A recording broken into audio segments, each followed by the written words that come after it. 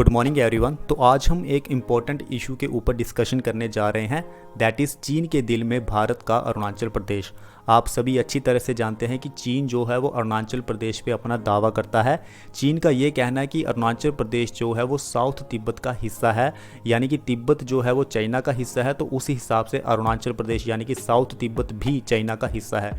China जो है वो बहुत ही ज़्यादा फोकस करता है अरुणाचल प्रदेश के ऊपर। इसके पीछे बहुत सारे कारण हैं और मैं चाहता हूँ कि हर एक देशवासी को इसके पीछे के कारण पता होने चाहिए, क्योंकि कई बार चाइना ने ऑफर भी किया है भारत को कि जो जम्मू एंड कश्मीर का अक्साई चीन का हिस्सा है जो इस समय चाइना के कंट्रोल में है, भारत उसको ले ले और जो अरुणाचल प्रदेश है भारत उसको चाइना को पूरी तरह से दे दे।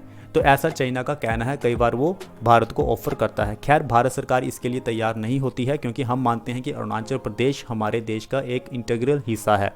तो चलिए आज हम एनालिसिस करेंगे कि चाइना क्यों अरुणाचल प्रदेश के लिए लड़ने को तैयार है और अरुणाचल प्रदेश को अपने देश में शामिल करना चाहता है। तो चलिए शुरू करते हैं।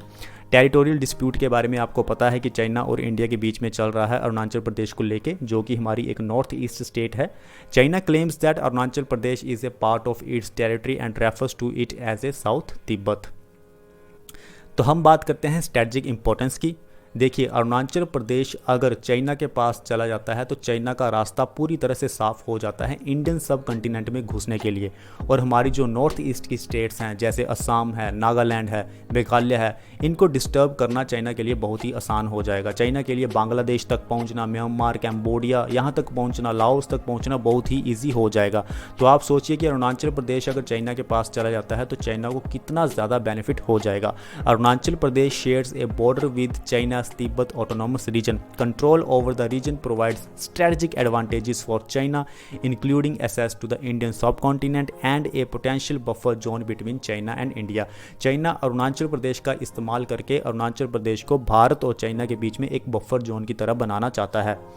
उसके बाद हम बात करते हैं नेचुरल रिसोर्सेज की। आप सभी अच्छी तरह से जानते हैं कि अरुणाचल प्रदेश में नेचुरल रिसोर्सेज की कोई कमी नहीं है और चाइना जो है वो पागल रहता है नेचुरल रिसोर्सेज को लेने के लिए। तो उसी प्रकार से वो अरुणाचल प्रदेश को लेगा और अरुणाचल प्रदेश के जो नेचुरल रिसोर्सेज हैं उसको एक्सप्लॉइट करेगा।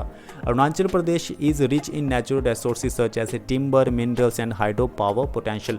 वाटर रिसोर्सेज बहुत ज़्यादा हैं अरुणाचल प्रदेश में, तो हाइड्रो पावर पोटेंशियल को भी बढ़ावा देगा चाइना, उसको एक्सप्लॉइट करेगा। China seeks to exploit this resources for economic gain, ताकि चाइना की जो इकोनॉमी है वो और भी तेज़ी से आगे बढ़ सके।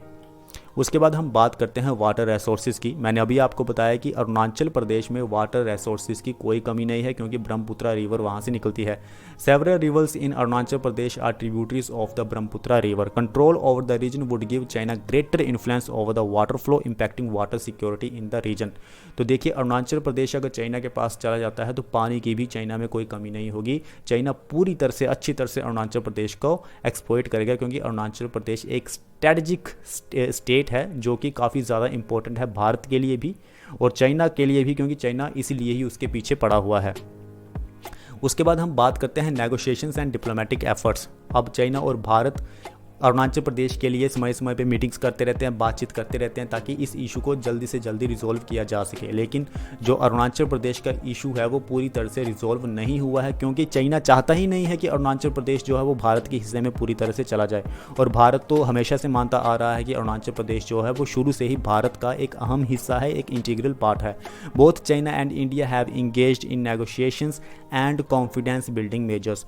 Diplomatic efforts have aimed to maintain peace and stability in the region. फिर भी दोनों देश जो है वो डिप्लोमेटिक एफर्ट्स के जरिए एक पीस और स्टेबिलिटी बनाए रखने की कोशिश करते हैं रीजन में। उसके बाद हम बात करते हैं कॉम्प्लेक्स इशू की। The border dispute between China and India is a multifaceted and long standing issue.